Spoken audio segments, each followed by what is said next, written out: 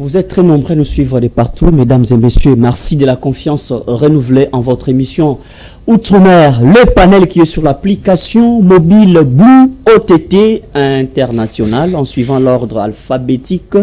Retrouvez la FM ainsi que le panel. Est-il nécessaire de remanier ou de retoucher les gouvernements souminois? Ce sont des questions qu'on se pose au regard de la réalité sociale, sécuritaire et économique. Nous allons en parler sur ce plateau spécial. Pourquoi pas? Nous recevons pour vous la bouche autorisée. Je l'ai dit souvent que c'est parmi l'un des invités le plus fidèle de cette émission, le panel.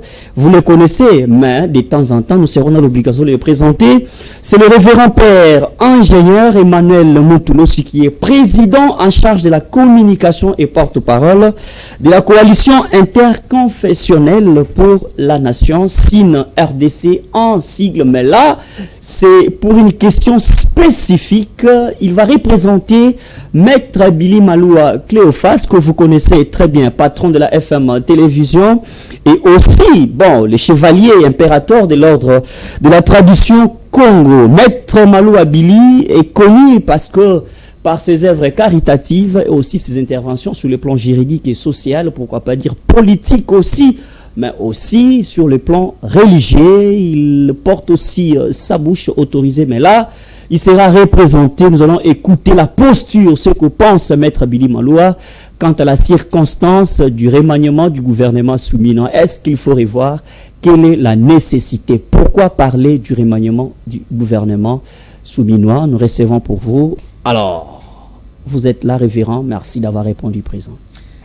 Merci beaucoup, cher Jean, pour cette occasion que vous m'offrez pour une énième fois de m'adresser à la population congolaise dans son ensemble, tant sur le plan national qu'international. Comme vous le savez, c'est un message fort qu'a adressé le grand chevalier impérateur de l'ordre de la tradition Congo, qui est l'autorité de référence de la coalition interconfessionnelle pour la nation, Maître Maloua Billy Cléophas, et également autorité suprême de l'alliance des chefs spirituels et religieux, des autorités traditionnelles et des dynasties royales, dont je porte la voix, pas seulement de la SIN, mais également de l'alliance. C'est juste une précision que je voudrais apporter. Donc c'est un honneur et un plaisir pour moi de répondre présent à votre invitation pour donner la voix ou expliquer dans les moindres détails les contenus ou l'esprit derrière les messages de Maître Maloua Billy Cléophas à l'endroit de son Excellence, Monsieur le Président de la République, Félix Antoine Tshisekedi Tshilombo, sur les remaniements du gouvernement. Très bien, merci beaucoup, référent. On fait l'entame de ce beau plateau. La question semble être un peu difficile. Pourquoi parler du remaniement du gouvernement dans ces contextes? Bien, merci. Je crois que nous devons nous situer dans le cadre d'une famille. Nous sommes dans une famille où nous avons un père et les enfants. Le père a des activités et il confie la gestion de ses activités à certains de ses enfants. Il a plusieurs enfants. Il confie la gestion de ses activités à certains de ses enfants. Pendant la gestion, au cours de la gestion de ses activités par ses enfants, il se rend compte, et les autres enfants et les papas se rendent compte que les enfants à qui il a confié la gestion ne donnent pas à 100% les résultats qu'il attendait d'eux ou qu'il attendait ou les résultats escomptés. Quelle serait l'attitude de ses pères? C'est de tourner les regards vers d'autres enfants pour dire j'ai 30, 40, 50 enfants. Est-ce que tel ne peut pas mieux faire à tel endroit? Il faut faire un réajustement parce qu'au finish, c'est les résultats, les meilleurs résultats qui comptent. Et donc nous sommes dans ces cas de figure. Nous, la coalition interconfessionnelle pour la nation, la SIN, RDC et l'Alliance, par la bouche de l'initiateur et fondateur de la SIN, comme je vous ai toujours dit, c'est dans le cadre de notre mission dans la charte fondatrice de la CIN, il est clairement établi que la CIN apporte un soutien technique, donne des conseils spirituels et stratégiques au chef de l'État. Nous ne sommes que dans le cadre de notre mission, puisque nous devons veiller à l'équilibre social. Nous sommes pères de l'Église, nous sommes responsables d'une méga plateforme religieuse nationale qui est la CIN, et dont l'autorité de référence que vous venez de présenter, Maître Malo Abili Kilofas, est un acteur majeur dans la société congolaise à travers plusieurs actions, dont d'ailleurs le fil conducteur, comme vous le savez, c'est nul n'a le droit d'être erré seul sur la terre. C'est-à-dire nous devons nous battre pour que toute personne puisse trouver son compte ou sa part dans l'action publique. Et donc, nous pensons qu'au regard de la situation que traverse les pays, tant sur les plans sécuritaires, sur les plans social, sur les plans économiques, nous pensons qu'il est important de faire des réajustements au niveau des acteurs du gouvernement. Parce que n'oublions pas, un président de la République est élu sur base d'un programme ou d'un plan d'action ou d'un projet. Et ce projet est mis en œuvre par un gouvernement qui agit pour matérialiser les programmes d'action pour lesquels le président de la République a été élu. Et ces actions ne sont menées que pour l'atteinte des résultats qui doivent satisfaire aux besoins du peuple.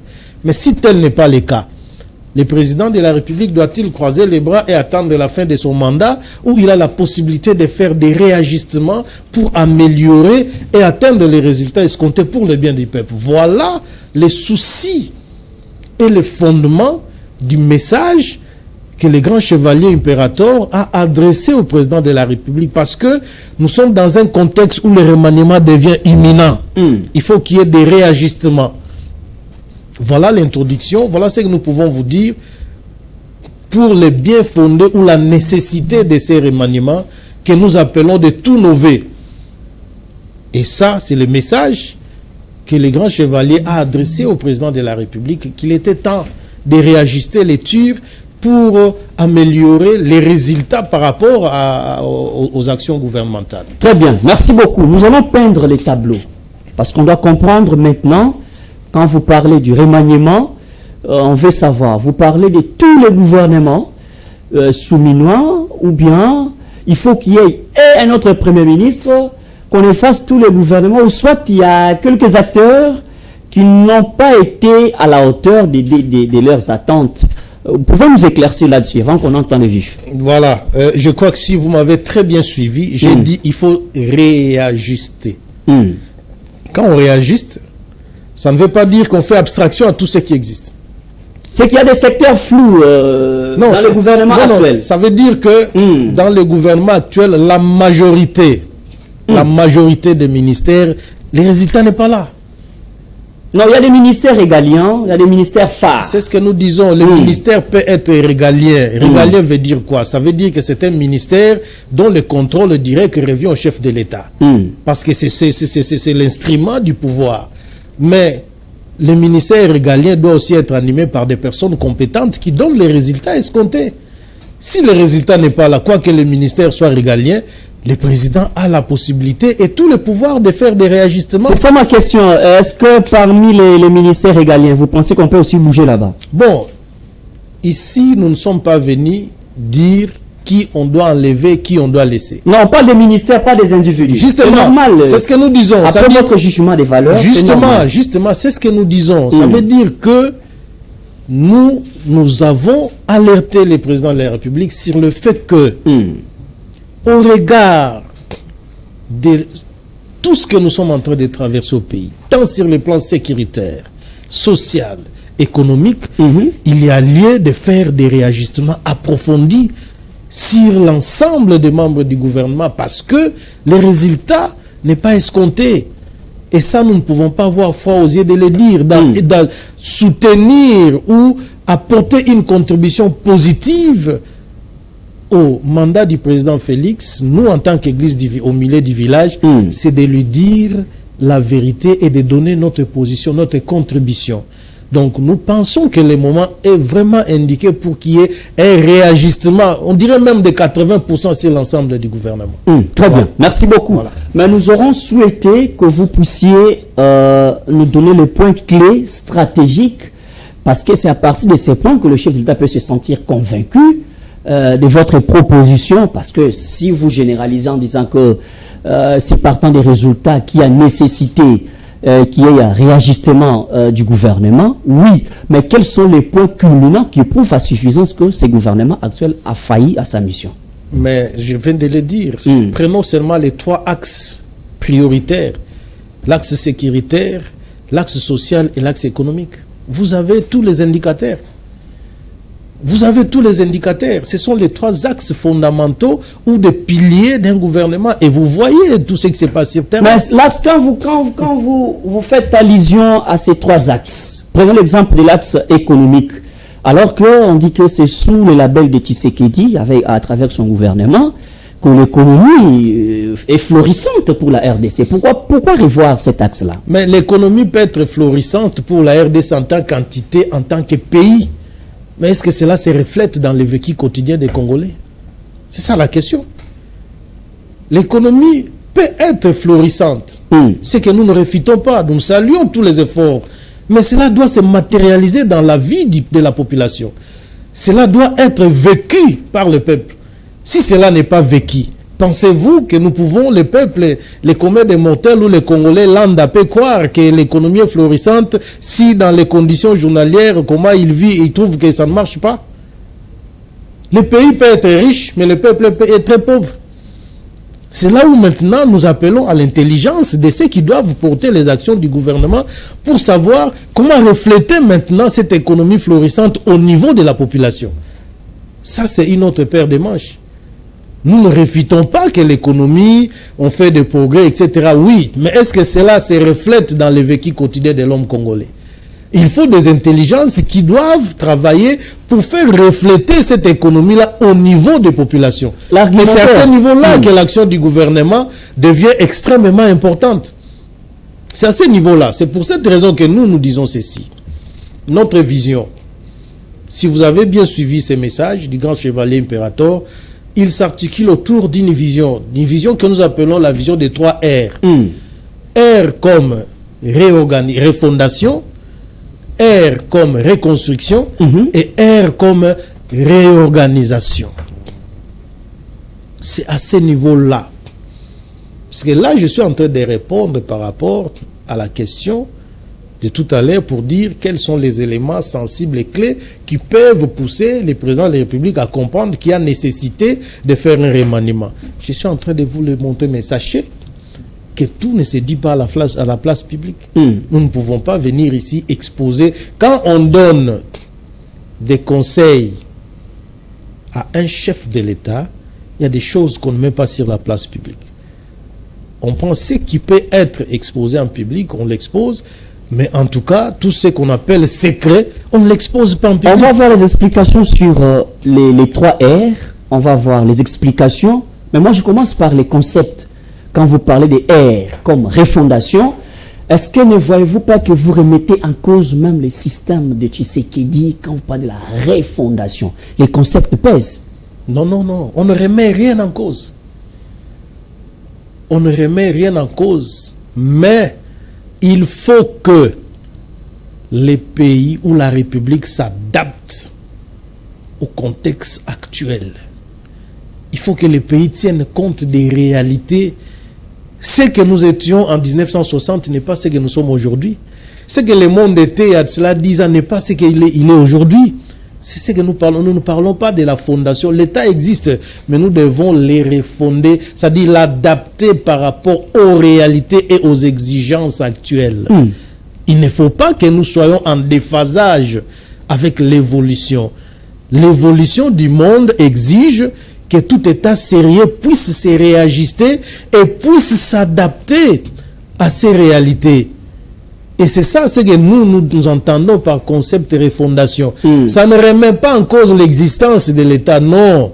Mais seulement l'État doit s'adapter aux réalités, doit s'adapter à l'évolution et à la période. Oui, mais l'État n'est pas dépourvu. l'État n'est pas dépourvu, il y a les institutions qui sont mises en place, tout fonctionne, les animateurs sont là, les efforts diplomatiques sont là, mais quand vous parlez de la refondation, c'est comme ça, je dis, vous remettez en cause même les efforts, même du gouvernement. Je peux encore aller plus loin. Non. Les efforts institutionnels. Non, non, non, non, non, non. C'est ce que je viens de vous dire. Les efforts institutionnels doivent s'adapter aux réalités et au contexte actuel. Non, quand vous dites réalité et concept actuel, ça reste fermé. Non, non, on doit avoir le contenu de ça. Cela n'est pas une remise en cause. On ne remet pas en cause. Mais on veut tout simplement dire que nous devons changer notre façon de penser et nous devons changer notre façon de voir. Pourquoi? Parce que vous ne pouvez pas obtenir les résultats différents en commettant les mêmes erreurs. C'est ça ce qu'il faut comprendre. C'est-à-dire nous devons changer notre façon de penser, nous devons changer notre façon de voir et nous devons changer notre façon d'agir. C'est ce que nous appelons refondation. Parce que si nous restons avec l'ancienne façon de voir, nous n'allons pas nous intégrer dans la dynamique de l'évolution technologique et dans la dynamique de l'élan que prend le monde. C'est pour cette raison que nous devons intégrer ces concepts dans nous. Cette refondation, entendue par nous, une nouvelle façon de voir, une nouvelle façon de penser et une nouvelle façon d'agir. C'est ce que nous appelons refondation. Et donc, avec tous ces trois ingrédients, ça nous permettra de voir. Vous savez, nous sommes dans une situation où nous devons nous remettre nous-mêmes en cause. Imaginez-vous, quand nous accédions à l'indépendance en 60, les Congolais avaient quel niveau de vie? L'histoire nous apprend que nous avions le même niveau de vie que le Canada. Est-ce aujourd'hui nous pouvons nous comparer avec le Canada? Tant sur les plans infrastructure, économique, technologique, etc. Ça dit, nous devons nous remettre en cause. Oui, mais on se compare au niveau de l'Allemagne, de l'Afrique. On dit non, le Congo, voilà, reflète l'image de l'Allemagne. Non, non. Lui-même, le président Félix, quand il est passé sur Top Congo, il vous a dit que c'est une vision. C'est pas par bâton magique qu'on va... Même l'Allemagne ne s'est pas construite en 5 ans. Il vous a dit que c'est... Oui, mais il est dans le temps et dans l'espace. Non, mais il est limité par la Constitution, ainsi de suite. Je ne veux même pas qu'on entre dans des polémiques là-dessus. Oui, on n'entre pas dans les polémiques, mais attention. Le Congo n'a pas commencé avec le président Félix et ne prendra pas fin non plus avec le président Félix. Ça veut dire qu'il a trouvé ce que les prédécesseurs ont fait, il fait sa part, et ceux qui viendront après lui vont continuer. Très bien. Mais ça dépend maintenant des bases que nous posons. En se posant des belles questions et des bonnes questions, on poserait aujourd'hui des bases solides sur lesquelles l'État va reposer. Et ceux qui viendront après lui vont trouver des bases déjà solides et vont continuer le chemin. Donc ne limitons pas la vie ou l'existence d'une nation à un individu. Parce qu'il passera. Même s'il fait 30 ans, 40 ans au pouvoir, il finira par passer. Non, il n'a que 2 ans, non, un an et demi. C'est une façon de dire. Je ne dis pas qu'il fera ça. Non, mais votre projet n'est pas à court terme. Votre projet est à long terme, c'est normal. Mais c'est normal, c'est ce que nous disons. Il peut être bénéficiaire ou pas. Les bases, les actions que pose le président Félix, le président de la République, ce n'est pas pour lui. C'est pour les Congolais. Avant qu'on passe au deuxième concept. C'est pour les Congolais. Révérend, avant qu'on passe au deuxième concept. Quand vous parlez de la refondation, pourquoi maintenant vouloir parler de la refondation? Pourquoi maintenant? Pourquoi maintenant là? Alors qu'en face de vous, vous avez plusieurs projets que présente les projets sensibles que présente la RDC, les dialogues. Il y en a. La CIN a des plans qu'il faut nécessairement respecter, la consultation nationale, il y en a, mais vous ajoutez la refondation au moment où les contextes ne vous permettent même pas, vu les urgences. Pourquoi maintenant? Comment vous pensez réussir? Non, mais ça, c'est un processus, cher Jean. Limitez-les dans le temps et dans l'espace pour réussir. S'il vous plaît, refonder l'État est un processus qui peut prendre 10 ans, 15 ans, 20 ans, 30 ans, 40 ans, 50 ans, 60 ans, 100 ans. C'est question de poser les bases. Aujourd'hui, je vous fais juste une parenthèse rapidement. Le président Obama, en tant que président des États-Unis, avait lancé le programme qu'ils doivent envoyer une sonde sur Mars en l'an 2025. Mais lui devait quitter le pouvoir en quelle année? Il devait quitter le pouvoir en 2017. C'était le dernier mandat. Et je crois 2019, le 20 janvier 2019, qu'il a quitté la Maison-Blanche. Mais il a laissé un programme qui devait s'exécuter au plus jusqu'autour de 2025. Donc ne pensons pas que quand nous parlons de la refondation, c'est un acte qu'on va poser en un mois, en 2 jours, ça s'arrête. Non, non. Ça veut dire que nous devons interpeller nos consciences et comprendre que où étions-nous hier, où sommes-nous aujourd'hui et où devons-nous aller demain. C'est des questions fondamentales comme ça qu'il faut se poser pour poser des bases, des bonnes bases sur lesquelles les générations futures viendront continuer. Donc ne limitons pas la réflexion à des individus. Donc, même nous passerons, chers gens. Mais notre responsabilité devant Dieu, la nation et l'histoire, c'est de poser des bases pour ceux qui viendront après nous. Qu'ils sachent que nos aînés, voilà ce qu'ils ont fait. Voilà les chemins qu'ils ont tracés. Si nous voulons être comptés parmi les grandes nations, parmi les puissances, voilà la ligne à suivre. Et ça ne peut pas s'inscrire en termes d'un mois, d'une année, 2 ans, où ça ne peut pas être lié à la personne du président de la République. Non. Très bien. On est en train de développer sur les 3 R. Exact. Parce que tous les discours tournent autour de ces 3 R. Exactement. On n'a pas de la refondation normale. Vous avez été explicatif. Et maintenant, nous parlons de la reconstruction. C'est quoi la reconstruction? Vous pensez que le projet de société, ça n'a pas marché? Ou c'est quoi l'idée générale? Chers gens, tout pays est un projet. Tout pays est un projet. Tous les pays du monde, je dis bien tous les pays du monde, sont des chantiers. Même les pays les plus industrialisés, c'est chaque jour qu'on construit. La reconstruction ne s'arrête pas. Ce n'est pas lié à un programme de 5 ans, un programme quinquennal des chefs d'État. C'est un processus existentiel, continuel. Oui, mais c'est après un jugement des valeurs. Non. Les différents projets de société que nous avons déjà. Non, ne liez pas ça au programme d'action du président Félix. Non, je n'ai pas cité son nom. Voilà, non, mais parce que c'est appel à l'historique. Non, c'est lui qui est au pouvoir. D'autres même. Oui, mais la reconstruction est un fait continuel qui ne peut pas s'arrêter. Puisque même les pays les plus industrialisés, c'est chaque jour qu'on construit. Or, nous avons encore beaucoup à faire. Beaucoup. Et si nous ne prenons pas conscience que nous avons beaucoup à faire, nous allons nous comporter comme si nous sommes déjà suffisants. Alors qu'il y a encore beaucoup de choses qu'il faut faire. Et nous ne pouvons pas aller vers ces choses-là si nous ne prenons pas conscience de l'état dans lequel nous nous trouvons. Il faut que nous prenions conscience de l'état dans lequel nous nous trouvons et savoir que voilà les bases que nous devons poser, voilà les infrastructures, des bases solides qui doivent. Les efforts sont fournis. Mais lorsque nous devons relier tous les pays par des routes, c'est ce que nous entendons par. Oui, mais il y a un projet en cours. Non, mais c'est ce que nous disons. C'est ce que nous disons. Les efforts sont fournis. Mais ça n'empêche pas que nous puissions les rappeler.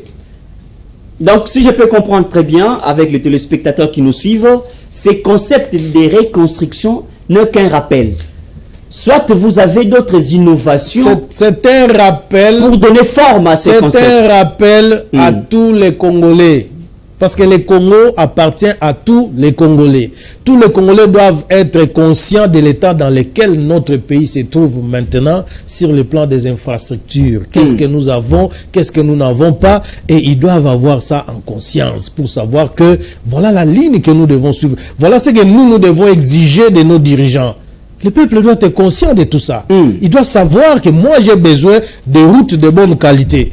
Alors, qui me représente? À qui j'ai confié la mission de me construire des routes? À tel. Ils doivent interpeller celui à qui il a confié la mission de construire des routes. Et ça, il doit en avoir dans la conscience. Ce n'est qu'un exemple que je donne. Mais dans tous les secteurs, dans le domaine des infrastructures, Tous les pays du monde sont des chantiers. Dans tous les pays, on construit. Mais oui, on construit, ça c'est bien, mais les reflets existent. Il y a des nations où vous n'allez pas pressentir que c'est un chantier. Il y a l'existence mais ils ont travaillé. Des œuvres palpables. Ils ont travaillé. Ils ont commencé à travailler il y a longtemps. Et ils sont passés par là où nous sommes aujourd'hui. Dans les bancs, nous sommes dans les bancs. Ils sont passés, écoutez, c'est comme un enfant. Un enfant, quand il naît, il doit grandir. À un certain moment, il marche avec 4 pattes. Quand il veut commencer à marcher avec ses 2 pieds, il tombe. Mais il ne sait pas pour autant qu'il dit non, comme j'ai tombé, je m'arrête. Il se relève et continue. Révérend, non, attendez, je voudrais justement terminer là-dessus. On ne filme pas encore, il y a encore d'autres questions. Oui, je sais, il y a d'autres questions, mais c'est par rapport à cet aspect des choses. Si vous prenez les pays comme les États-Unis, ils sont au 40e président aujourd'hui. 47e, si je ne me trompe pas. Et nous sommes au 40e. La construction ou la reconstruction d'un pays est un processus continuel. Ça veut dire nous n'ignorons pas ce qui est déjà fait. Nous encourageons et nous invitons et nous insistons pour améliorer davantage. Parce que nous avons tous les atouts pour être une grande nation, tant sur le plan des infrastructures que sur n'importe quel plan. Et donc c'est de notre responsabilité de mettre à la disposition des gouvernants notre réflexion et notre concept et notre vision. Quand nous parlons des 3 R, qu'est-ce que nous entendons par refondation? Qu'est-ce que nous entendons par reconstruction? Et qu'est-ce que nous entendons par réorganisation? Ça, c'est notre contribution. Oui, parce que nous sommes Congolais. Vous devez présenter un croquis, révérend. Vous devez présenter même au peuple et à ceux à qui vous vous adressez. Vous devez présenter un croquis. Quand on parle de la refondation, voici les croquis que pense la CIM. Mais c'est ce que je vous ai dit. Tout ne se dit pas à la télévision, cher Jean. Je t'ai dit ça tout à l'heure. Sinon, mais ils vont sortir sans éléments. Sinon, ils diront, ils font de la politique. C'est juste pour avoir la confiance du chef de l'État. Non. Ce n'est pas par rapport à tous ces aspects ou tous ces éléments. Quand vous apportez un conseil à une grande autorité comme le président de la République, chef de l'État, on ne peut pas venir dire tout à la télé. Quand on parle des conseils stratégiques, assistance technique et spirituelle, on ne peut pas venir à la place publique mettre à la disposition et à la consommation de tous. Non. Nous sommes dans un contexte de développement, de reconstruction, de refondation, justement, la réorganisation. C'est exactement ce que nous sommes en train de faire. Je vous ai dit, c'est notre contribution. De dire à celui qui a les bâtons de commandement que voilà ce que nous pensons. Et ce que nous pensons est le reflet du peuple qui vit avec nous, puisque nous sommes dans la société. N'oubliez pas que nous sommes l'Église et nous sommes la société civile. Nous vivons avec le peuple. C'est-à-dire, ce que nous entendons du peuple, c'est ce que nous formulons en termes de conseils et en termes d'assistance technique à celui qui a les bâtons de commandement. Alors, on ne peut pas ici venir dire, voilà, tel aspect. Il y a ce qu'on appelle les secrets d'État. Mais votre vision devra être exécutée par un gouvernement. Mais le chef de l'État a un programme et c'est lui qui choisit les animateurs des différents secteurs pour réaliser ces programmes. Alors, si nous mettons à sa disposition les éléments d'appréciation, ça peut contribuer pour les choix des animateurs des différents secteurs pour que les résultats soient au rendez-vous. Très bien. Merci beaucoup. On prend le tout dernier concept qui est la réorganisation. Moi, je souhaiterais que vous nous dites clairement, oui, la réorganisation, il y a l'organisation, mais que vous nous dites, vous êtes parti de quoi exactement? Maintenant, là, dans ces contextes bien précis, qu'avez-vous remarqué qui vous a poussé à développer le concept de réorganisation? Parce que c'est là le concept le plus dur pour moi. Voilà. Quand on parle de la réorganisation, on touche déjà au mental. On touche au mental du peuple. La ville-province de Kinshasa est la capitale de la République démocratique du Congo. C'est-à-dire, elle est le reflet de ce que notre pays. Parce que ici, dans la ville de Kinshasa, nous avons toutes les tribus qui composent la République démocratique du Congo. Tout le monde est ici à Kinshasa. Et c'est que nous sommes, la manière dont nous nous comportons, pour quelqu'un qui vient chez nous, au Congo, un étranger, il peut déjà conclure sur le comportement du Congolais à partir de ce qu'il observe à Kinshasa. Puisque c'est la capitale. Oui, mais si l'État est fort, c'est le non, mais attendez. Est-ce qu'au jour d'aujourd'hui, il y a beaucoup de choses que nous devons réorganiser? Je ne prendrai pas trop de secteurs. Prenons seulement le secteur des transports. Regardez ce qui se passe dans la ville de Kinshasa. Est-ce qu'une capitale, une méga métropole, les gens peuvent se comporter comme ça? Les gens prennent l'essence unique à temps et à contre-temps. Mais l'État est là. Non, mais c'est juste, c'est pour ça que nous disons... L'État est contraignant. Non, c'est pourquoi nous disons réorganisation. Il faut réorganiser les choses. Problème des individus ou problème des... Il faut réorganiser les choses. Il n'y a pas que les textes. Les textes sont là, mais il faut les faire appliquer. Je donne un petit exemple. Prenez... Si vous faites une analyse minutieuse de tout ce que nous vivons comme embouteillage dans la ville de Kinshasa, si vous faites vraiment une étude objective et minutieuse, vous comprendrez, vous conviendrez avec moi que c'est un problème d'organisation. Je vous donne un exemple. On va vous dire non, dans tous les pays, il y a l'embouteillage. Oui, dans toutes les grandes villes du monde, il y a l'embouteillage. Mais il y a l'embouteillage organisé, structuré, parce que bon, peut-être c'est une heure de pointe, tout le monde va dans la même direction, mais c'est structuré et organisé. Nous sortons, nous voyageons à l'étranger, nous voyons ce qui se passe chez les autres. Nous voyons ce qui se passe chez les autres. Mais ici, si vous analysez minutieusement, vous allez comprendre d'abord. La première des choses, nous avons un problème de gestion des croisements. Si vous arrivez dans les croisements, vous allez voir que personne ne connaît la priorité de l'autre. Chacun veut être prioritaire, chacun est pressé. Et par manque d'organisation, qu'est-ce qui se passe? On se bloque. On se bloque. Vous allez voir même dans des endroits où on a mis le feu, des signalisations. Du côté où c'est rouge, les gens continuent à passer. C'est un problème d'organisation. Regardez, si on prend les grands boulevards Lumumba, qu'est-ce qui manque de créer des arrêts de bus modernes entre les boulevards et les petits boulevards pour contraindre les transporteurs qui veulent déposer quelqu'un, qui veut prendre les gens, de laisser la chaussée vide et d'aller à l'arrêt. Aujourd'hui, un chauffeur veut charger ses clients, il est sur la chaussée, il s'en fout de ce qui se passe après lui. Il est conscient que j'ai créé l'embouteillage. Mais ils en profitent de la faiblesse de l'État. C'est ce que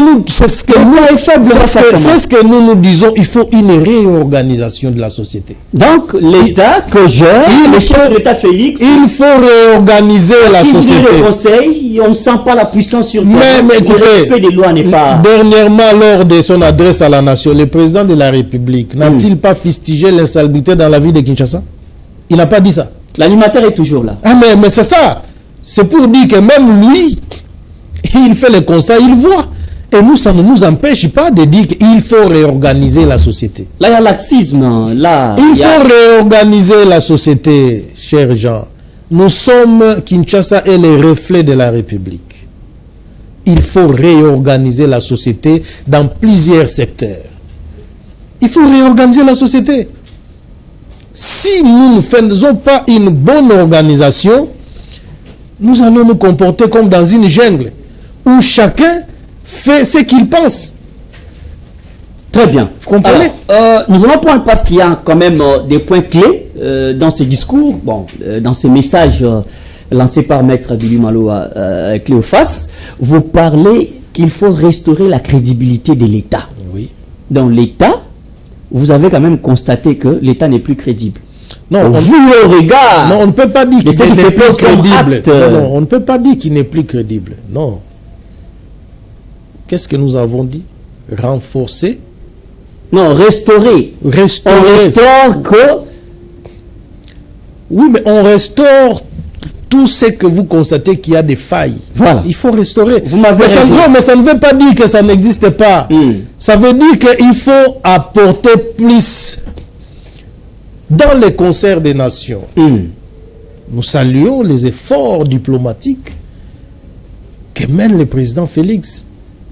Tout le monde a vu comment aujourd'hui la République démocratique du Congo est au centre de toutes les discussions dans tous les grands salons du monde. Ça veut dire que ce sont des efforts louables. Mais nous ne pouvons pas nous arrêter là. Il faut améliorer davantage pour que quand on parle de la République démocratique du Congo, on voit un État fort, un État bien structuré, un État bien organisé. C'est ça les sous-entendus de ces messages quand nous disons restaurer la crédibilité de l'État. Très bien. Alors, vous dites que ces remaniements permettent de renforcer la redevabilité, d'aligner l'action gouvernementale sur les normes. C'est très difficile la phrase. Ce n'est pas très difficile parce que la mission d'un gouvernement, c'est quoi? C'est de répondre aux attentes du peuple. C'est ça un gouvernement. Il n'a pas plutôt une autre mission que celle-là. Si le gouvernement ne sent pas qu'il est redevable vis-à-vis du peuple, c'est qu'il a oublié sa mission. Apparemment, le tableau est sombre d'après votre analyse, les tableaux semblent être sombres même pour le gouvernement. Mais nous avons dit qu'il faut un réajustement de au moins 80% des membres du gouvernement. Nous l'avons dit. Dès mon introduction, je vous ai dit pourquoi les grands chevaliers impérateurs qui portent la voix de la coalition interconfessionnelle pour la nation, la CIN-RDC, et l'alliance des chefs spirituels et religieux, des autorités traditionnelles et des dynasties royales, a fait ces messages, a proposé et demande que c'est imminent, il faut qu'il y ait un remaniement parce qu'il faut réajuster beaucoup de choses. On finit d'abord les points essentiels. On va revenir parce qu'il y a d'autres questions pour éclairer la lanterne. Rétablir la cohésion et l'efficacité. Est-ce que c'est une manière de renforcer la recherche du dialogue? Le dialogue, il a toujours été permanent. Vous avez suivi le président de la République, quand il parle du dialogue, il n'a jamais été contre le dialogue, mais sauf que je vous ai dit que ce dialogue a beaucoup de préalables. J'étais avec vous dans une des émissions où vous m'avez invité, quand on parlait du dialogue, je vous avais dit que ce dialogue a beaucoup de préalables. Il n'a jamais été contre les dialogues, mais il faut que tous ces préalables-là soient satisfaits avant de pouvoir parler du dialogue. Donc, nous sommes que dans la même logique, nous n'avons pas changé la façon de voir. Mais pourquoi vous évoquez dans les prochains gouvernements, vous revenez surtout sur les concepts de compétences? Mais pour avoir des résultats, il faut avoir des hommes compétents. À l'exemple de ceux qui sont actuellement au gouvernement. Mais c'est ce que nous disons, pour avoir les résultats. Je vous ai dit que un gouvernement est un instrument de mise en œuvre du programme d'action du président de la République. Quand le président de la République va solliciter les suffrages du peuple, c'est sur base d'un programme. Et si le peuple lui accorde la confiance, il est élu, il doit mettre en œuvre ces programmes. Et l'instrument qui l'aide à mettre en œuvre ces programmes, c'est le gouvernement. C'est pour cette raison que... Et le poids politique. Non, c'est pour cette raison que, pour avoir les bons résultats, il faut avoir des hommes compétents. Il ne faut pas confondre la compétence et l'intelligence. Il y a des gens qui confondent, qui risqueraient de dire « Non, ils ont insulté, les gens ne sont pas intelligents. » Non. Moi, je suis ingénieur civil de formation. Je fais la Polytechnique à l'université de Kinshasa. Si vous me prenez moi, vous me mettez comme ministre de la Santé, je suis incompétent. Parce que ce n'est pas mon secteur dans lequel j'ai évolué.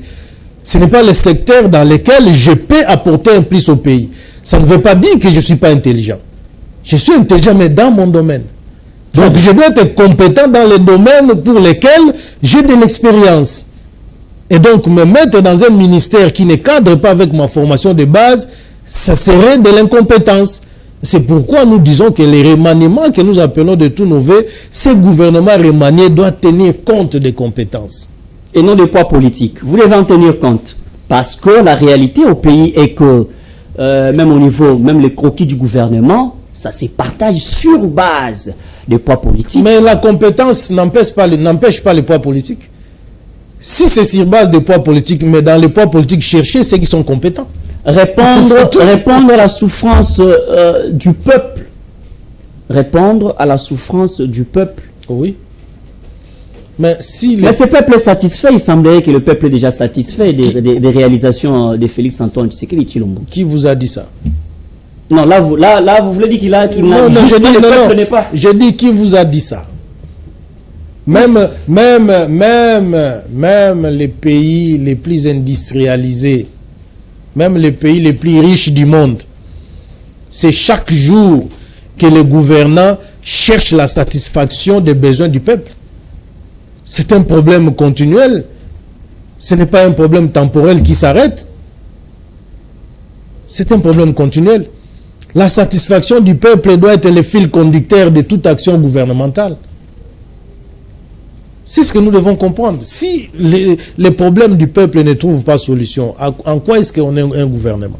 Alors, révérend, je pense que c'était les points les plus culminants de ces messages, mais on a quand même 2 ou 3 questions pour terminer l'émission. Question de précision sur certaines réalités, parce que vous devez comparer ces messages aux différentes réalités qui s'imposent sur le terrain. Alors, vous dites que le programme de refondation, ce n'est pas seulement pour le chef de l'État actuel, mais c'est pour toute l'existence même de l'État. C'est un processus. Oui, mais maintenant, est-ce que le président Félix sera-t-il bénéficiaire de ce programme? Pensez-vous que toutes les réformes engagées avant lui, ses prédécesseurs, ont été directement bénéficiaires? Un homme d'État ne réfléchit pas comme ça. Vous êtes les conseillers spirituels. Non, s'il vous plaît, attendons. Un homme d'État ne réfléchit pas en termes d'intérêt personnel. Un homme d'État réfléchit en termes d'intérêt de la nation. Ce que nous demandons, ce n'est ni pour le président Félix, ni pour nous. C'est pour la nation congolaise. Donc, si nous commençons à réduire l'existence de la nation à des individus, c'est que nous ne savons pas notre rôle. Vous voulez avoir attendez. Un bilan. Non, s'il vous plaît. Connaissez-vous l'histoire de la Maison Blanche? Les sièges, les bureaux du président américain. Celui qui a conçu la Maison Blanche, le président George Washington, n'y a jamais mis les pieds. Alors, comment vous pouvez me dire, est-ce que le président Félix va bénéficier des actions qu'il va mener? Ça, c'est réduire sa personne à un égoïsme notoire. Si je l'ai dit, c'est parce que dans votre message, vous avez dit quelque part que le temps presse. Bien sûr. Le temps presse par rapport à quoi? Alors que vous ne limitez pas votre projet à l'existence actuelle des Non, mais Félix. quand nous disons que le temps presse, s'il vous plaît, nous faisons allusion à quoi? À la continuité de l'État. Quand il initie quelque chose aujourd'hui, c'est un actif qui rentrera dans son action. Mais ça va continuer. Quand l'ancien président Joseph Kabila a révisé les codes miniers,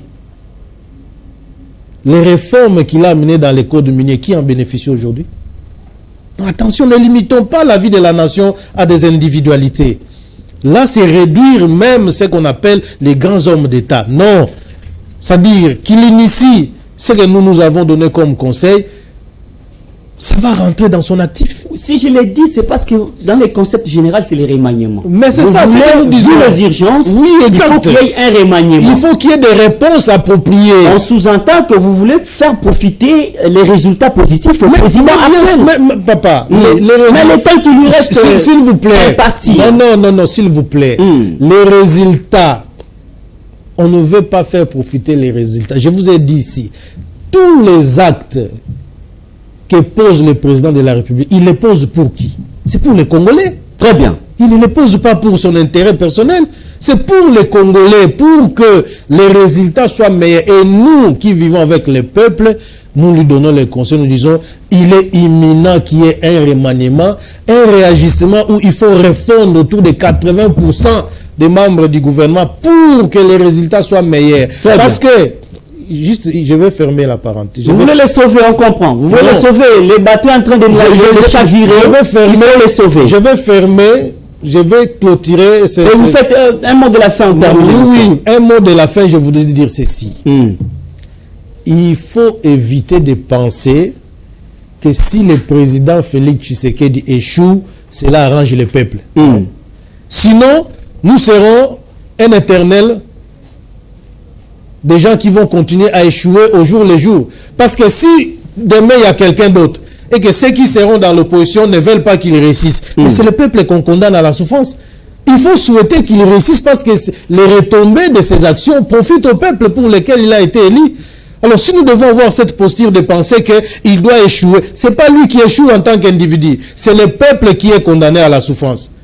Et donc, si nous aimons le peuple, nous devons soutenir tout celui qui a les bâtons de commandement, qu'il réussisse, parce que ces actions-là profitent au peuple et c'est le pays qui en bénéficie. Mais on ne pense pas qu'il en sera bénéficiaire, vu le temps qui lui reste à la tête du pouvoir. Je vous ai demandé d'arrêter de personnaliser. Vous avez dit de ne pas personnaliser. Ne personnalisez pas parce que l'État va continuer. Oui, on sent quand même l'urgence du remaniement du gouvernement pour sauver quelqu'un qui est là. Non. Alors que le temps ne lui permet même non, plus. Non. Si vous pensez ça comme ça, alors là, vous limitez la réflexion de l'homme. Très bien. L'homme n'est pas limité dans les temps. Merci, révérend père ingénieur Emmanuel Moutouossi, président en charge de la communication et porte-parole de la coalition interconfessionnelle pour la nation, la CIN RDC, qui est dirigée par les grands chevaliers impérateurs de l'ordre de la tradition Congo, Maître Malou Abili Cléophas, autorité des références. Merci d'avoir été les nôtres à ce jour.